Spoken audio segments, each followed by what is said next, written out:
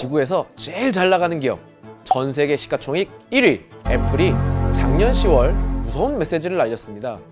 애플과 거래하는 모든 협력사들은 2030년까지 아리백을 달성해야 한다. 애플은 협력업체가 이러한 목표에 얼마나 다가갔는지 매년 추적 감사할 계획이다.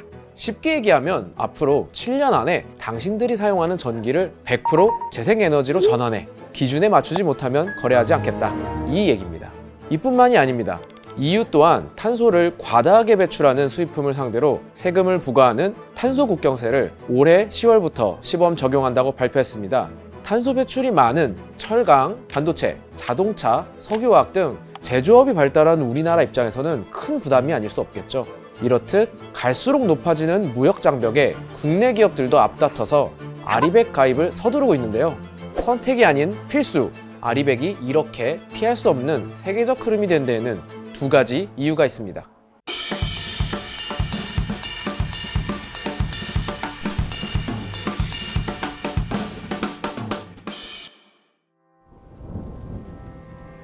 해수면 상승으로 부산의 센텀시티가 침수되고 인천국제공항이 있는 영종도가 완전히 잠긴다.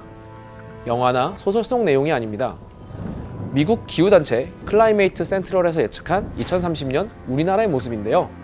사실 2030년까지 갈 필요도 없습니다. 지금 이 순간에도 이상기후 현상으로 전 세계가 재앙에 가까운 피해를 입고 있기 때문이죠.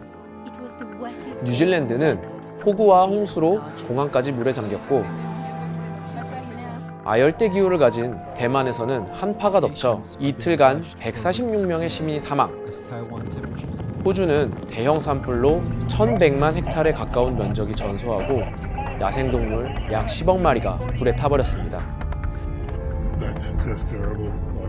우리나라도 작년 여름 폭우 때문에 강남 일대가 완전히 잠겨버렸었죠. 저희도 그 현장에 있었습니다. 이 영상은 실제 저희 엔라이튼 직원이 당시 사무실에서 촬영한 영상입니다.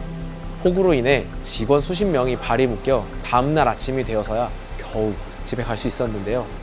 이처럼 기후변화는 더 이상 먼 나라, 먼 훗날의 이야기가 아닙니다. 전 세계 99%의 과학자가 이 기후변화의 원인이 인간의 활동, 즉 온실가스 배출에 의한 것이라는 데 동의를 한 가운데 얼마 전 195개국 기후학자와 정부 당국자들이 참여해 완성한 IPCC 6차 보고서에서는 지구의 온도 상승을 산업화 대비 1.5도로 제한하지 않으면 지구는 돌이킬 수 없는 수준으로 망가질 것이라고 경고하면서 화석연료 사용을 줄이고 재생에너지를 확대해야 한다는 해결책을 제시하였습니다. 1.5도의 마지노선을 넘기지 않으려면 앞으로 7년 안에 이산화탄소 배출량을 2019년 대비 43% 감축해야 가능한 목표인데요. 여러분, 혹시 이 이산화탄소, 즉 온실가스를 가장 많이 배출하는 분야가 바로 에너지란 사실 알고 계셨나요? 전기, 난방, 교통 등 다양한 분야에서 사용되는 에너지, 이 에너지를 생산하는데 가장 보편적으로 사용되는 자원이 바로 화석연료이기 때문입니다. 2020년 국내 이산화탄소 배출량을 보시면 전체 배출량의 약 87%에 해당하는 5억 7천만 톤이 이 에너지를 생산하고 소비하는 과정에서 발생된 것을 알 수 있는데요.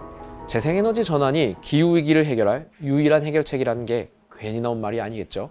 때문에 전력 소비량이 엄청나게 많은 글로벌 기업들, 참고로 현재 아리백은 약 400개 기업이 참여 중인데 이 기업들의 연간 전력 사용량을 모두 합치면 영국이나 이탈리아의 국가 전력 소비량보다도 많다고 합니다. 이 전력 소비량이 많은 글로벌 기업들이 기후위기에 대응하기 위해 아리백에 참여, 재생에너지 전환을 서두르는 이유입니다. 자, 그렇다면 기업들이 아리백 캠페인에 동참하는 이유가 단순히 환경을 끔찍히 생각하기 때문일까요? 꼭 그렇지만은 않습니다. 시대의 요구가 달라졌거든요. 소비자들은 더 이상 탄소 배출 등 기후에 악영향을 끼치는 기업 제품을 선택하지 않고, 투자자들도 기후 리스크는 곧 투자 리스크라며 기후변화에 대응하지 않는 기업의 주식은 매도하겠다, 투자하지 않겠다고 합니다. 기업은 이윤을 추구하는 집단인데 소비자와 투자자의 외면을 받게 된다면 어떻게 되겠어요? 살아남지 못하겠죠. 그래서 글로벌 대기업들이 너도 나도 서둘러서 아리백에 동참하는 것인데, 이 기업들이 어디 혼자 일합니까? 대기업 하나가 아리백을 선언하면 그 기업과 거래하는 다른 모든 기업들 역시 따라갈 수밖에 없습니다. 무역이 국가 경제의 60% 이상을 차지하는 제조 강국 대한민국. 당연히 이 흐름에서 자유로울 수 없겠죠. 실제로 지난해 국내 제조기업 300개사를 대상으로 아리백 관련 실태를 조사한 결과 응답 기업의 약 15%가 글로벌 수요 기업으로부터 재생에너지 사용을 요구받았다고 답했고, 최근에는 구체적인 조건까지 제시하는 글로벌 기업들이 많아져서 실제 계약이 취소되는 사례까지 생기고 있다고 하는데요. 엔라이튼의 아리백 파트너사들 중에서도 해외 기업의 아리백 요청에 의해 재생에너지 전환을 시작하고 있는 곳이 꽤 많습니다. 엔라이튼과 함께 재생에너지 프로젝트를 진행한 롯데글로벌로지스의 경우 고객사의 탄소 중립 선언에 선제적으로 대응하기 위해서 최근 중부권 메가허브 터미널 지붕에 약 6메가와트 규모의 태양광을 신규 설치, 재생에너지 발전량을 연 9.1기가와트아워로 늘렸습니다. 아이폰에 들어가는 부품을 납품하고 있는 스마트폰 부품 제조 업체인 엔사 또한 애플의 아리백 이행의 요구를 맞추기 위해 최근 약 2.5메가와트 규모의 지붕 태양광을 설치했고, 미국의 농기계를 수출하는 D사 역시 아리백에 미리 대응하기 위해 약 2.4메가와트의 태양광을 공장 지붕에 설치, 재생에너지 자체 생산에 나섰습니다. 이 정도 규모의 태양광 설비는 비용이 꽤 들어가는 일이지만 아마 선택의 여지가 없었겠죠. 수출 기업에게 거래가 끊기는 것보다 더 큰 리스크는 없으니까요. 게다가 곧 시행될 유럽발 탄소 국경세나 탄소 배출권 거래까지, 이 흐름은 점점 더 거세질 것으로 예상되는데요. 이제는 탄소를 줄이지 않고서는 기업이 수익을 낼 수 없는 세상이 되어가고 있습니다.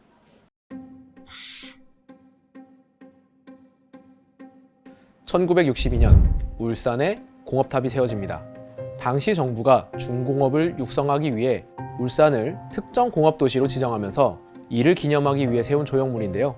이 공업탑 비문에는 이런 글귀가 쓰여져 있습니다. 공업 생산의 검은 연기가 대기 속에 뻗어가는 그날엔 국가민족의 희망과 발전이 눈앞에 도래하였음을 알 수 있는 것입니다. 그때는 그게 자랑이었습니다.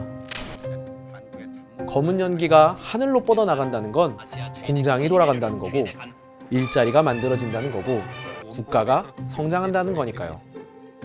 그때는 맞고 지금은 틀립니다. 이 검은 연기로 인해 지구의 온도가 상승해서 기후변화가 시작됐고, 화석연료를 기반으로 하는 성장은 지속 가능하지 않다는 걸 이제 우리 모두 알고 있으니까요. 예전에는 기술력만 갖추면 물건을 만들어 해외 수출하고 외화를 벌어들이는 게 가능했지만 이제 시대가 바뀌었습니다. 아리백이 새로운 무역 장벽, 글로벌 납품 기준이 됐잖아요.